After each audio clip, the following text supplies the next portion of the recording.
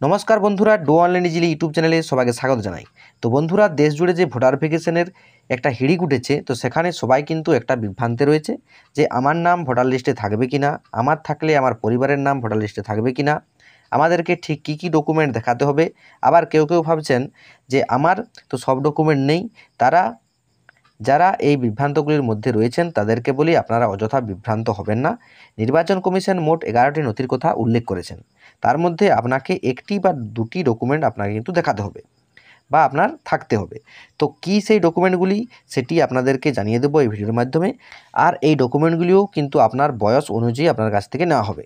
তাই আপনারা মনোযোগ সহকারে পুরো ভিডিওটি প্রথম থেকে শেষ পর্যন্ত দেখুন, তাহলেই কিন্তু পুরো ব্যাপারটা আপনার কাছে কিন্তু ক্লিয়ার হয়ে যাবে। আর যদি ভিডিওটি ভালো লাগে তাহলে অবশ্যই ভিডিওটি লাইক এবং চ্যানেলটিকে সাবস্ক্রাইব করে অন নোটিফিকেশনটি অন করে রাখবেন, যাতে আপনারা সমস্ত রকম সরকারি প্রকল্পের তথ্য এবং সরকারি চাকরির খবর সবার আগে পেয়ে যান। তো বন্ধুরা দেখুন, এই যে আপনারা 11টি এখানে নথি দেখতে পাচ্ছেন, এই 11টি নথির মধ্যে কিন্তু আপনাদের একটি বা দুটি নথি কিন্তু থাকলেই হবে।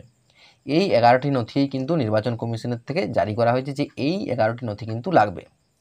তার মধ্যে আপনাদেরকে বলে দিই, এই যে 11টি নথি রয়েছে তার মধ্যে কিন্তু Aadhaar card, voter card, ration card কিন্তু নেই। এটি কিন্তু যে সুপ্রিম কোর্ট, আমাদের মহামান্য সুপ্রিম কোর্ট রয়েছে, তারা কিন্তু বলেছেন যে এই 3টি ডকুমেন্ট কিন্তু এর মধ্যে ইনক্লুড করতে হবে, যেটা বিহারে হয়েছে। তো কী কী নথিগুলি সেখানে চাওয়া হয়েছে, তো আপনারা প্রথমেই দেখে নিন এক এক করে যে কী কী 11টি ডকুমেন্ট কিন্তু নির্বাচন কমিশন দ্বারা উল্লেখ করা হয়েছে। তো প্রথম যে ডকুমেন্ট সেটি থাকলে কিন্তু আপনার সুবিধা হবে, সেগুলি হচ্ছে কেন্দ্রীয় বা রাজ্য সরকার বা কোনো রাষ্ট্রায়ত্ত সংস্থার দ্বারা কর্মচারীদের দেওয়া সচিত্র পরিচয়পত্র বা পেনশন পেমেন্ট অর্ডার। 2 হচ্ছে ভারত সরকার বা স্থানীয় কর্তৃপক্ষ, ব্যাংক, পোস্ট অফিস, এলআইসি বা কোনো রাষ্ট্রায়ত্ত সংস্থা দ্বারা 1 জুলাই 1987 এর আগে জারি করা যে কোনো পরিচয়পত্র বা সার্টিফিকেট বা নথি। 3 নম্বরে উপযুক্ত কর্তৃপক্ষ দ্বারা জারি করা জন্ম সার্টিফিকেট।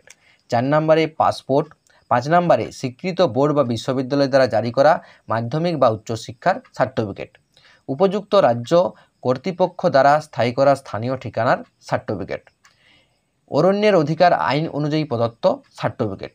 উপযুক্ত কর্তৃপক্ষের দ্বারা জারি করা ওবিসি, এসসি, এসটি বা অন্য কোনো জাতির সার্টিফিকেট। জাতীয় নাগরিক পঞ্জি। রাজ্য বা স্থানীয় কর্তৃপক্ষ দ্বারা প্রস্তুত করা পারিবারিক রেজিস্টার। সরকার দ্বারা প্রদত্ত জমি বা বাড়ির অ্যালটমেন্ট সার্টিফিকেট। তো এই হলো 11টি নথি। এই 11টি নথি নির্বাচন কমিশন কিন্তু এখানে উল্লেখ করেছেন। এরপর দেখুন, আপনাদেরকে আগেই জানিয়েছিলাম যে বয়স অনুযায়ী আপনার কী কী ডকুমেন্টগুলি লাগবে। আপনাদেরকে আগেই বললাম যে আপনার যদি বয়স এই হয় বা অমুক হয়, তাহলে কিন্তু আপনাদেরকে একটি বা দুটি ডকুমেন্ট কিন্তু আপনাদেরকে দিতে হবে। সেক্ষেত্রে আপনাদেরকে বলি, দেখুন এখানে বলা হয়েছে যে জন্ম 1 জুলাই 1987 এর আগে যদি আপনার জন্ম হয়ে থাকে তাহলে কী কী ডকুমেন্ট আপনার জন্য লাগবে। সেখানে বলা হয়েছে যে আপনার জন্ম যদি 1 জুলাই 1987 এর আগে হয়ে থাকে তবে আপনার জন্য সুখবর। আপনাকে মাত্র একটি নথি জমা দিতে হবে। এই একটি নথি হিসাবে আপনি উপরে উল্লিখিত 11টি নথির মধ্যে যে কোনো একটি জমা দিতে পারেন।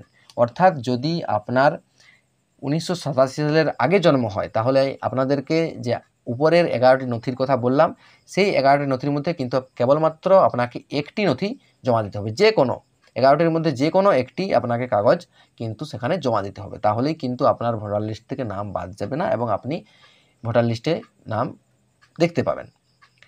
এরপর বিকল্পভাবে যদি আপনার নাম 2002 সালের পশ্চিমবঙ্গের ভোটার তালিকায় থেকে থাকে, অর্থাৎ আপনাদেরকে আমি আগের ভিডিওতে জানিয়েছিলাম যে 2002 সালের যে ভোটার লিস্ট ছিল, সেই ভোটার লিস্টে যদি কারো নাম থেকে থাকে তাহলে তবে সেই তালিকায় পাতার একটি কপি জমা দিলেই চলবে। অর্থাৎ 2002 সালের ভোটার লিস্টের তালিকায় যদি আপনার নাম থেকে থাকে অলরেডি, তাহলে আপনার আর কোনো চিন্তাই নেই। অর্থাৎ এক হচ্ছে আপনি যদি 1 জুলাই 1987 আগে জন্ম হয়ে থাকে তাহলে কিন্তু আপনার 11টি নথির মধ্যে যে কোনো একটি দিতে পারেন, অথবা যদি আপনার জন্ম তারিখ 1987 সালের আগে হয়ে থাকে এবং আপনি যদি 2002 সালের যে পশ্চিমবঙ্গের ভোটার তালিকা ছিল সেই তালিকায় যদি আপনার নাম থেকে থাকে তাহলে কিন্তু আপনার যে পাতায় নামটি ছিল সেই পাতার জেরক্স কপিটি আপনাকে কিন্তু দিলেই আপনার কিন্তু কোনো সমস্যা আর হবে না।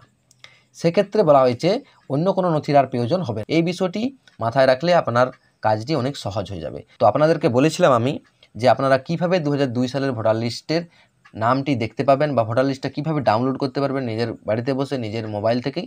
তো তার জন্য আমি আমার ডেসক্রিপশন বক্সে আগের ভিডিওটির লিঙ্কটা দিয়ে দেবো, তো আপনারা ডাইরেক্ট এখান থেকে কিন্তু দেখতে পারবেন যে আপনি বা ডাউনলোড করে নিতে পারবেন 2002 সালের ভোটার লিস্টটা।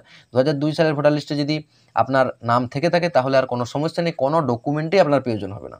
যদি লিস্টে নাম 2002 এর লিস্টে নাম থাকে তবেই, আর যদি না থেকে থাকে তাহলে কিন্তু 11টির মধ্যে যে কোনো একটি আপনাকে ডকুমেন্ট দিতে হবে।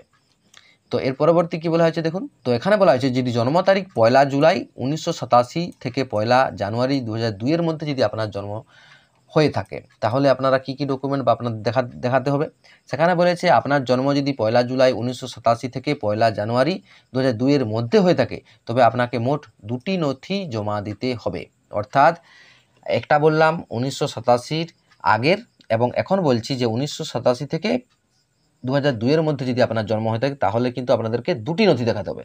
1987 সালের আগে থাকলে সেখানে একটি নথি জমা দিতে হতো, এবং 2002 এবং 1987-র মধ্যে যদি হয় তাহলে কিন্তু আপনাকে 2টো নথি জমা দিতে হবে।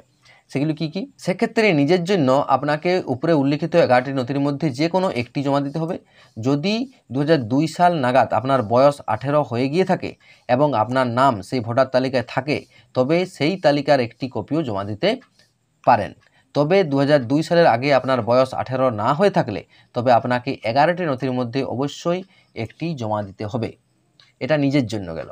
এরপর বাবা মার জন্য বলা হয়েছে আপনার বাবা অথবা মায়ের মধ্যে যে কোনো একজনের একটি নথি জমা দিতে হবে।